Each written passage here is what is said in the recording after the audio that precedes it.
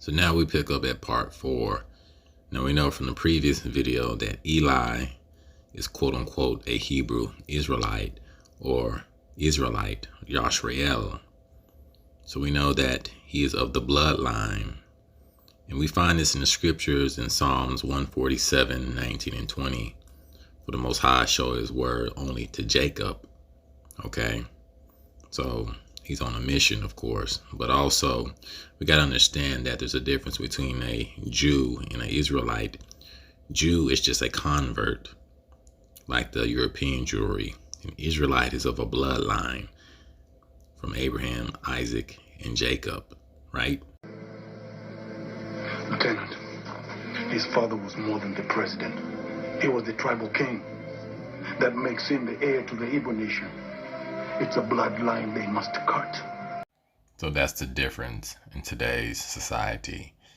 There are the biblical descendants of the people of the book here in the Americas and Africa and spread throughout the four corners of the earth.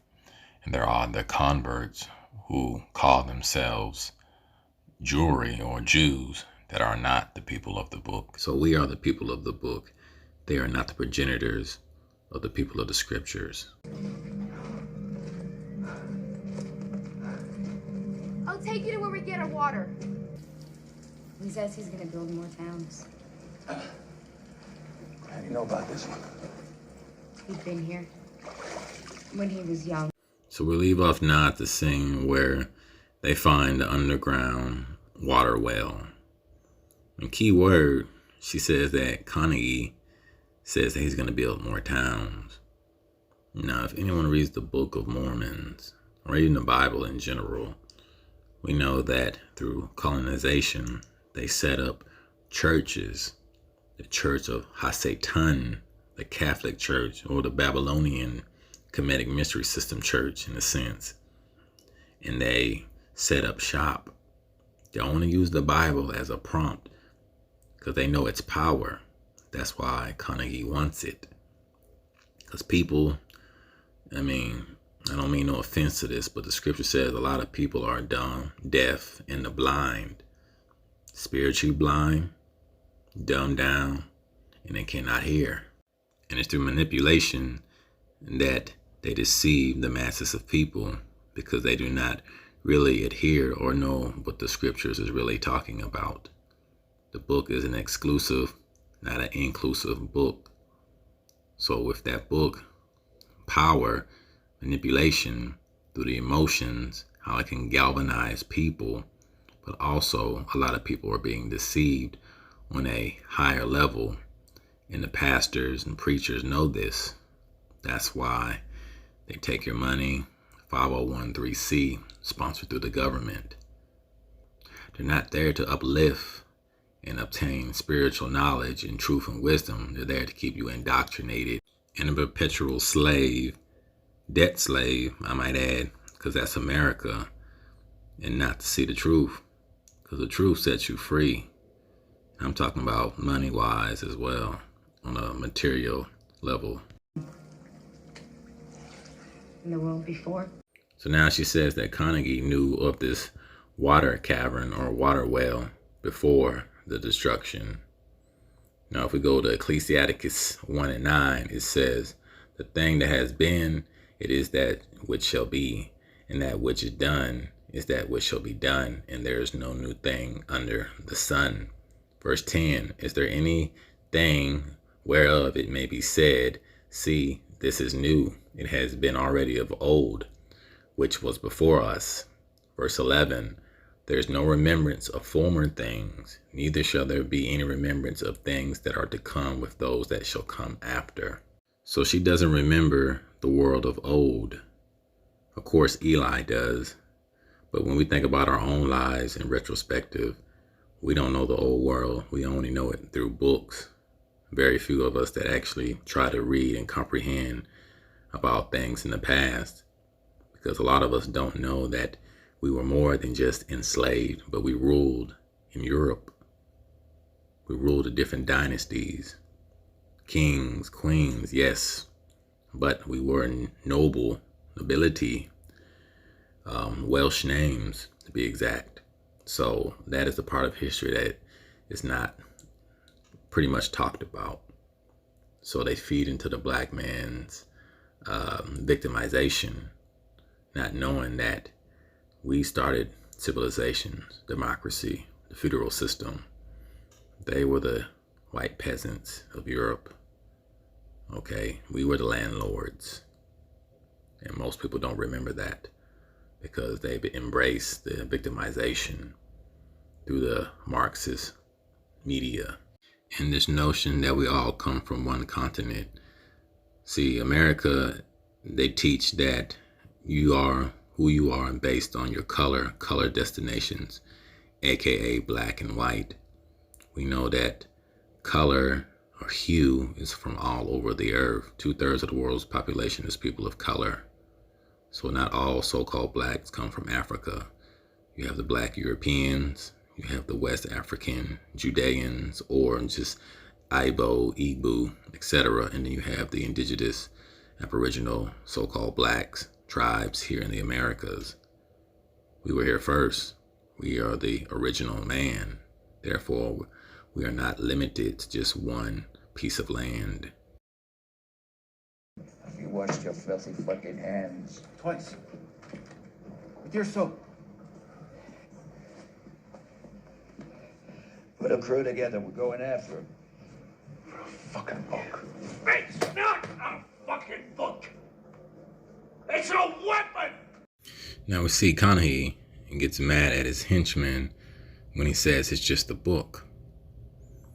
Now Carnegie knows his power, knows the resonance, the frequency of that book and what it really represents. Because it really represents the nation, the bloodline. But in the wrong hands, it can be deceitful. Not the book per se, but the people who are translating it or giving their interpretation of the scriptures.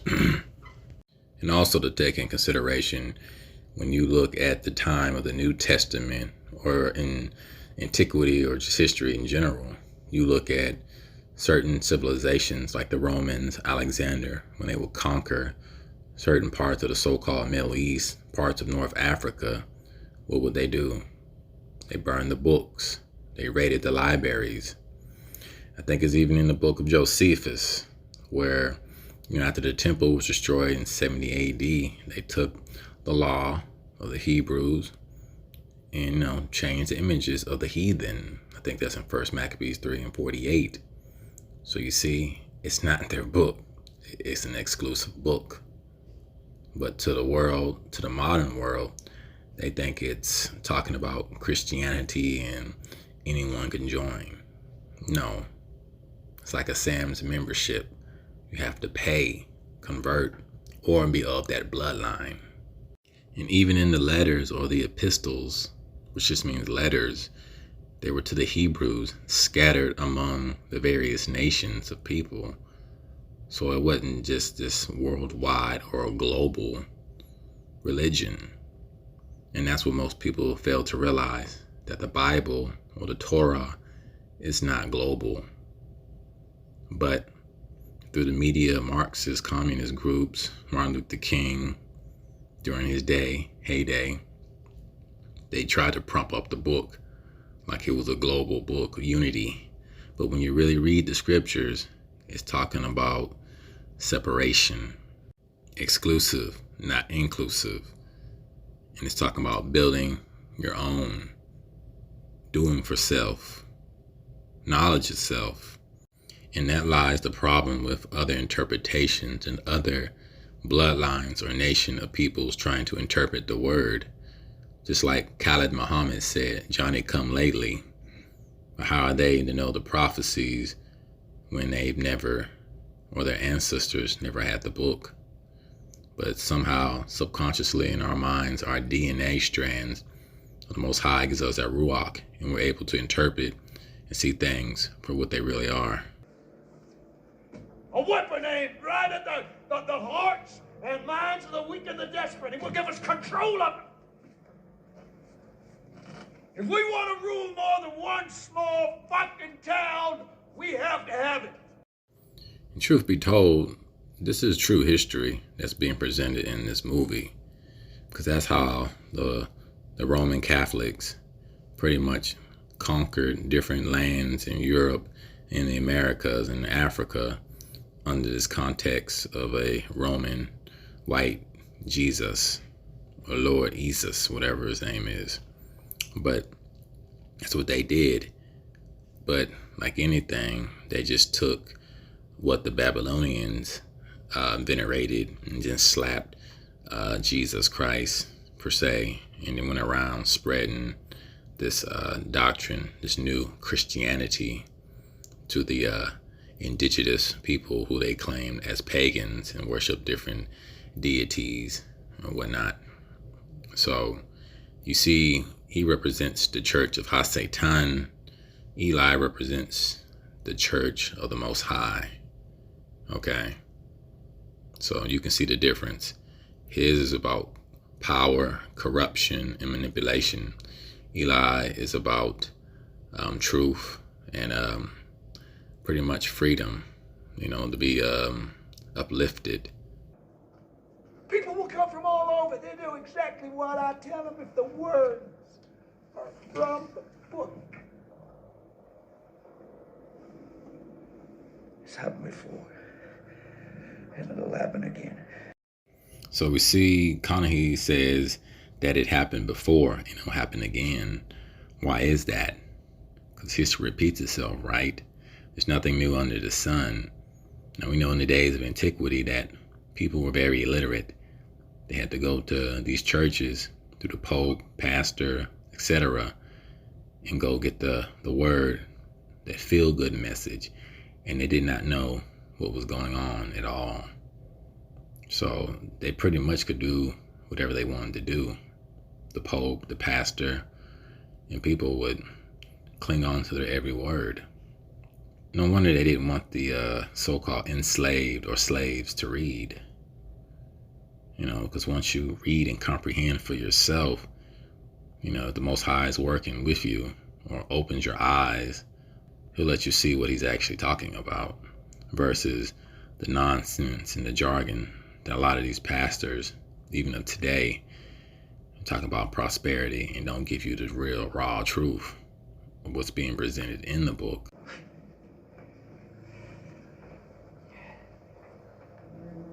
Then I want Solara.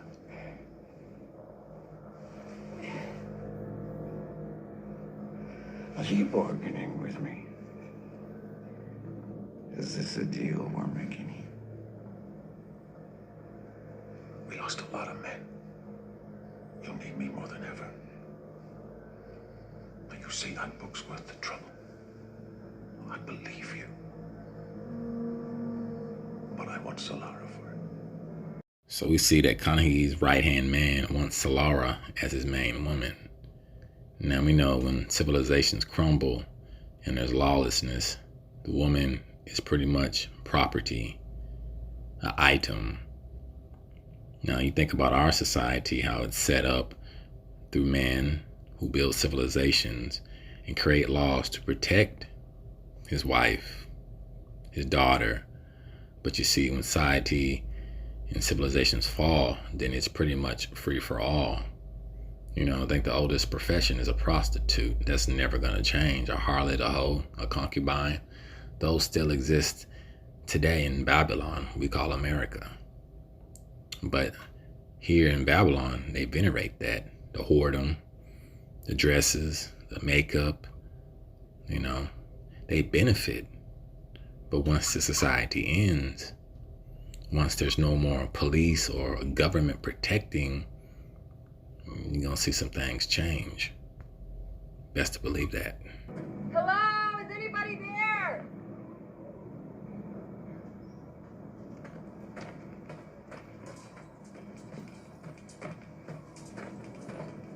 Are you okay? Oh, yes. I'm fine. You go along.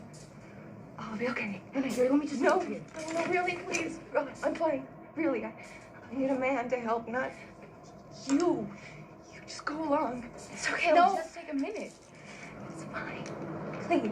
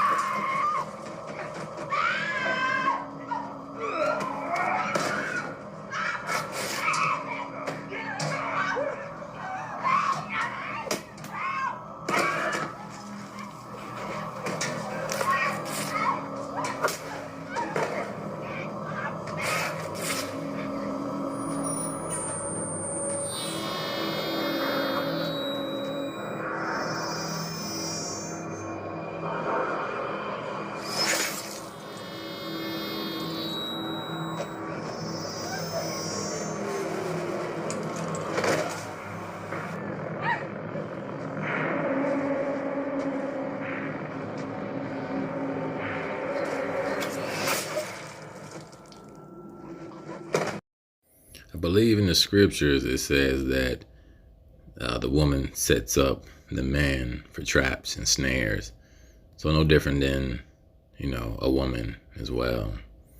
Ecclesiastes 7:26, and I find more bitter than death the woman whose heart is snares and nets, and her hands as bands. Whoso pleases the Most High shall escape from her, but the sinner shall be taken by her.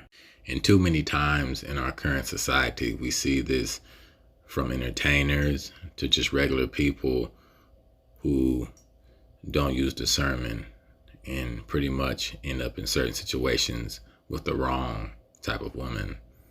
And I believe there's a story about the rapper Drake who put hot sauce in his condom because the scallywag, she had tried to impregnate herself with the condom in the trash but got burned. And once again, we see Denzel playing Eli as the magical Negro saving the white women. He also did this in The Equalizer as well, when he was trying to save an underage hooker or prostitute.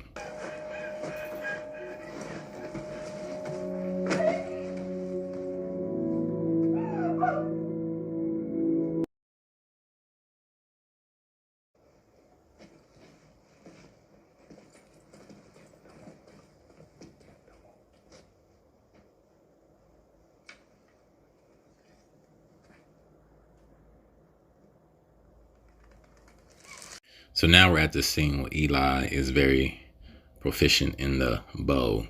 Now we know in the scriptures, 2 Samuel 1:18, it talks about training the children of Judah how to use the bow. And it's also in the book of Jasher, which is not in the scriptures, right? 2 Samuel chapter 1, 17 and 18. And David lamented with his lamentation over Saul and over Jonathan his son. Also he bade them teach the children of Judah to use of the bow. Behold, it is written in the book of Jasher. So the Hughes brother directed this film, The Book of Eli. Two so-called African-American or so-called black brothers. Now they also had films Menace to Society, Dead President, American Pimp, and From Hell. So they had to know some insight of the history of the children of Israel, or the children of Judah per se, about the bow and different elements of the scriptures. But unbeknownst to the audience, because the audience is pretty much the dumb, deaf, and the blind.